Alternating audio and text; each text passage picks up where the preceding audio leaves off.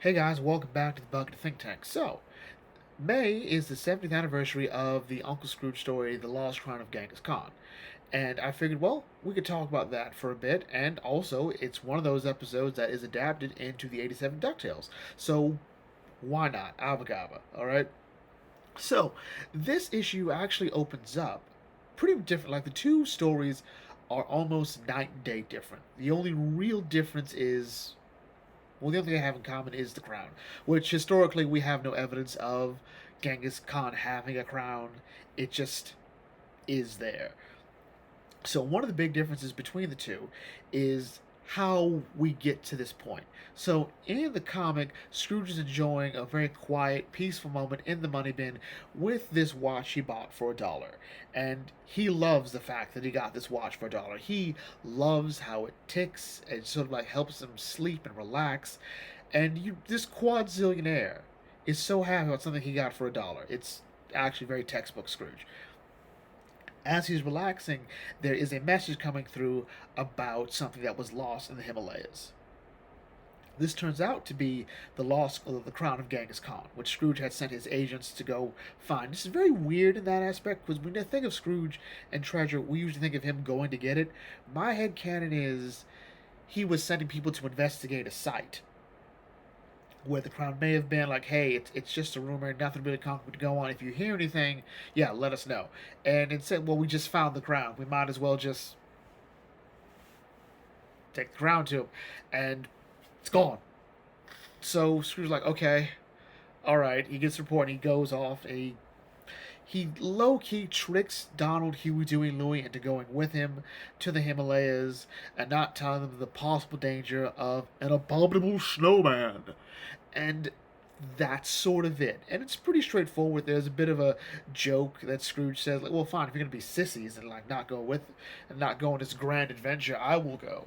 And to be fair, that's Scrooge in a nutshell. He does like to manipulate the boys into doing something that could be very dangerous, usually as a way to avoid actually having to pay them. I'm like, okay, whatever. And it works. It gets the job done. It's a good joke. In the 87, we have the introduction of the Explorers Club. And do not get used to it. I think it only shows up one more time. And I think it's the Pearl of Wisdom, which is a fun episode. But here they sort of be like, hey, so Genghis Khan's people were transporting the crown through Shadow Pass, and a snow beast, an abominable snowman, took it. And Lord Bad Mountain, who's like the head of the Explorers Club, says, okay, so a Sherpa that I use as a guide believes that it is in this cave in Shadow Pass. And everyone else like, okay, this is great. This is the new idea, the new quest, the new challenge for the Explorers Club. Scrooge is the only one to pose the question, so why didn't your friend take the crown? And Lord Bad Mountain reveals like, well, he said that he believes that an abominable snowman, a descendant of the same one that took the crown all those 8 centuries ago. I'm like, okay, all right. Now, what's interesting about the Explorers Club is it very much feels like this sort of rich old money group. Like a lot of these people are very much, this is what we do. We hire people to go carry us around or guide us through the mountains. A lot of these people don't feel like they've actually worked. And this, I think, thematically works with Scrooge as sort of the outsider here because Scrooge very much is new money. He is a self-made man. He didn't inherit his money, doesn't have a trust to fall back on. He has to go and make it. And that is sort of shown in how they approach finding the crown. So, where the other two, they have guides carry them up the mountain, or they have a guide who puts them on a sled and the dog carries the sled. Dogs pull the sled. That's what they do. Lord Guy, who is the antagonist, he sabotages them, and you can. If I had to compare him to anyone, it will probably be Rocker Duck, because he does feel like, yeah, I've come from money, and so I feel like I don't really have to quote unquote work for it. It's much easier for me to sabotage you than actually do it. But he's really sort of there, and the sort of like understanding in the Explorers Club is that Scrooge has won for 33 years straight, well, 32 years straight, and I'm like, oh, I don't know why anybody competes. Like after the fifth year in a row, I was like, yeah, I'm not gonna try. No, because he's gonna win. All right, treasure hunting is his thing. All right, that was the first story in the '87 DuckTales. Was a massive treasure hunt.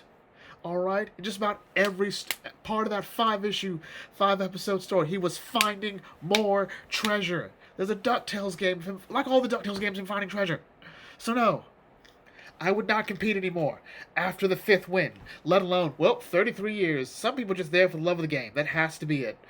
That just has to be it. But anyway, then we come to sort of another big difference, which is how each story tells its tone, or the tone. Um, for the comic, Barks pretty much says that this is the Himalayas, or it's the Himalayas. We're in Tibet. We're here. 87 goes, this is Shadow Pass. What exactly is Shadow Pass? Where it is, not entirely sure. We don't really want to say where at all. It'll be worse later on in the later season with Fenton and the Himalaya and the Himalayas. Just say Himalayas. Um, the comic shows that Scrooge can speak the language. Also, later shows he can speak sign language. Well, he can communicate through sign language. So I think that's fun. But the comic is very much set on the mystery of the abominable snowman, or of the snow beast. And this was pretty much at the time this came out, the idea of the Yeti, of this sort of, hey, it's Bigfoot, but in the mountains, in the frozen wasteland, was really kicking on there. So this sort of makes sense. The whole story is sort of figuring out, like, hey, the abominable snowman took the crown, so we got to find him to get the crown. And we see these footprints, these bird-like footprints of this very large creature. And Scrooge says, this is neither beast nor man. And Scrooge seems very much set like this is probably an abominable snowman. Donald and the boys like, no, absolutely, fine, we're finding an abominable snowman. We're gonna die here. All right, let's go.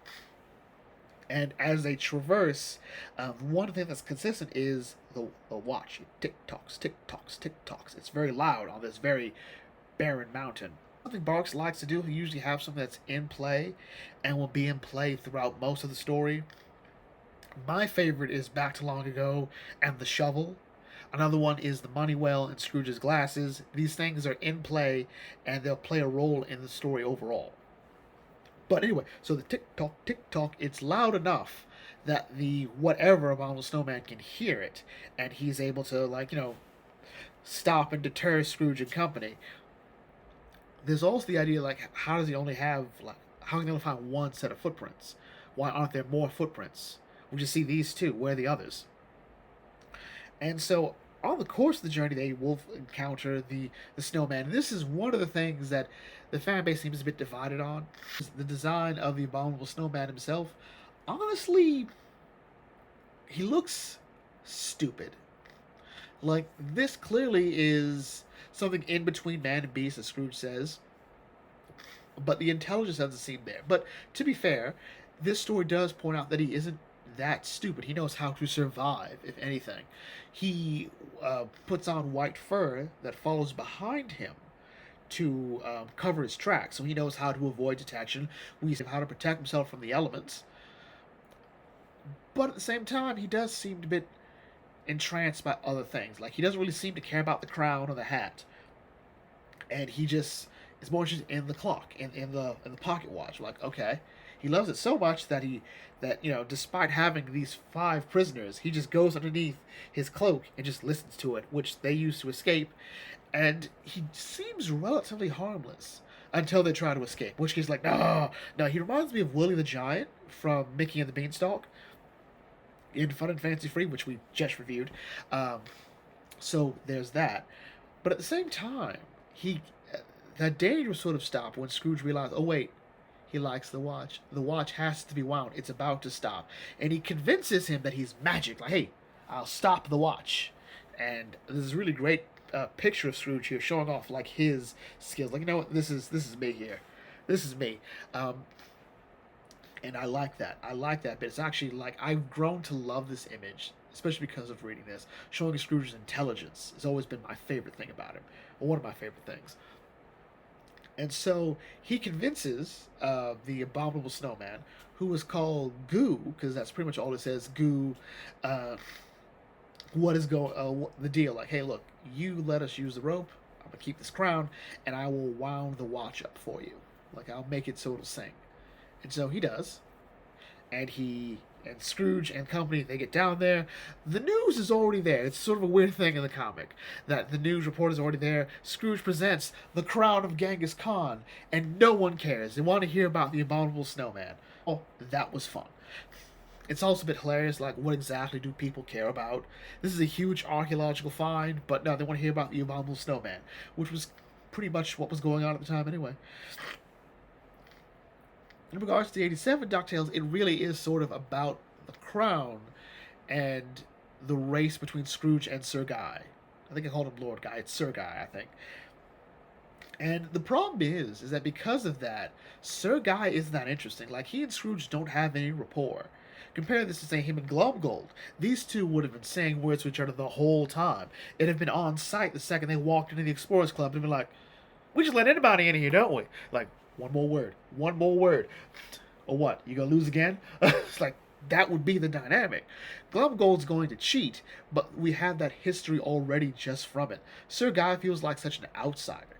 This should have been Rocker Duck, who also has an established history with Scrooge, but that also should have been more again of the dynamic. Like, hey, these two, they've been neck and neck.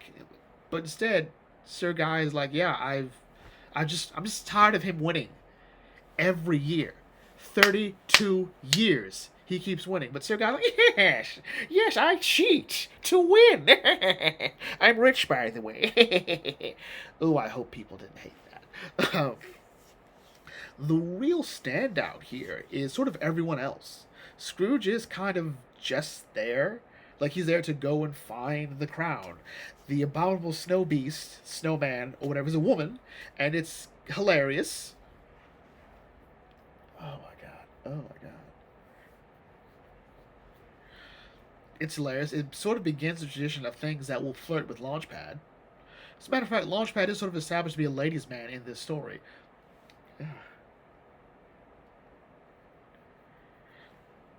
Something the reboot doesn't really touch on. There's not much to the crown in the remake and the reboot, so we won't really go into the reboot for this one. Oof.